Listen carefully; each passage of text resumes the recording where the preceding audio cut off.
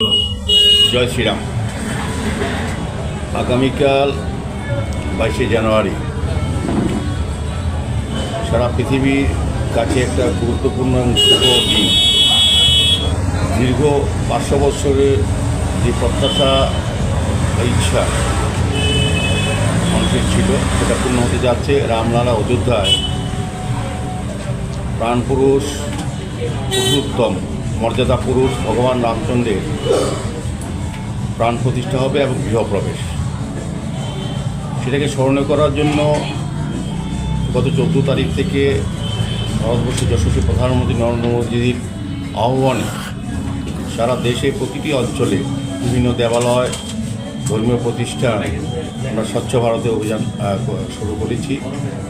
আজকে অবধি এটা চলছে এবং আগামীকালকে যেহেতু রাম মন্দির প্রতিষ্ঠার ক্ষেত্রে ভারতের সারা পৃথিবীর কোটি কোটি কর সেবক এবং জনগণ অংশগ্রহণ করেছে বিভিন্ন পর্যায়ে, কিন্তু কালকে যেহেতু আনুষ্ঠানিক প্রোগ্রাম আমাদের মোদীজির হাত ধরে এরা আনুষ্ঠানিকভাবে মঙ্গল অনুষ্ঠানের মধ্যে উদ্বোধন করা হবে, সেখানে সবাই সমস্ত ভারতবর্ষী বা পৃথিবীর যারাই ধর্মপ্রাণ ব্যক্তি তাদের যাওয়া সম্ভব হবে না।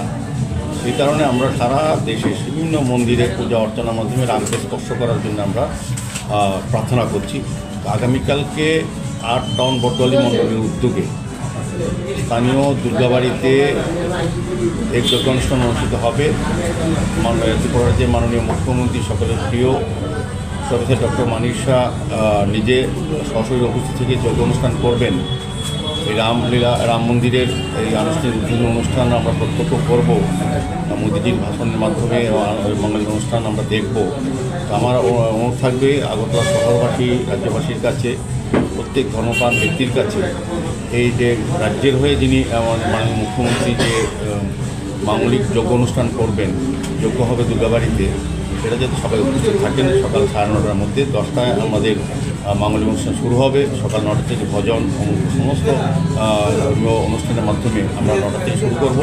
আমরা চাইব প্রত্যেকটি জনগণ যাতে এই ধর্মীয় অনুষ্ঠানে যোগদান করেন। 8 টাউন বটওয়ালি মন্ডলে করা হচ্ছে এবং এটাই একটা উদ্দেশ্য যে আমরা এই পূজা আরতি অর্চনার মাধ্যমে ভগবান শ্রী রামচন্দ্রকে আমাদের গৃহ প্রবেশ করাবো। দুর্গাবাড়ি যেমন আসবেন তেমন আমাদের ঘরে প্রবেশ করাবো, যেমন রামলালাতে অযোধ্যা তিনি প্রবেশ করবেন, গৃহপ্রবেশ হবে এবং প্রতিষ্ঠা হবে। তো আমাদের প্রত্যাশা যে দুর্গাবাড়ির এই যোগ্য অনুষ্ঠানে প্রত্যেকে অংশগ্রহণ করবেন এবং সবাই সরাসরি রাম দর্শনে, রামের কৃপায় বা রামের আশীর্বাদে তারা সুযোগ পাবেন এবং সবাই প্রার্থনা করবেন।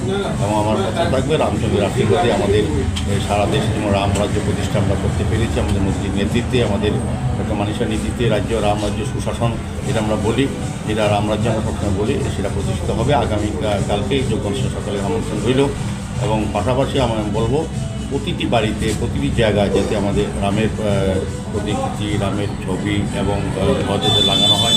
সার্বিকভাবে একটা পরিবেশ মহল তৈরি হয়েছে সারা পৃথিবীতে, সারা ভারতবর্ষের মানুষের বহুদিনের প্রত্যাশা পূর্ণ হতে যাচ্ছে। এতে আগামী দিনটা যাতে আমরা সুন্দরভাবে প্রচার করতে পারি এবং আমাদের ওই পরবর্তী সময় যোগ্য অনুষ্ঠানের পরে মাননীয় মুখ্যমন্ত্রীর হাত ধরে আমরা উপস্থিত সকলের মাধ্যমে প্রত্যেকটি মানুষের মধ্যে আমরা প্রসাদ বিতরণ করবো, খিচুড়ি প্রসাদ দেবো, লাড্ডু দেবো।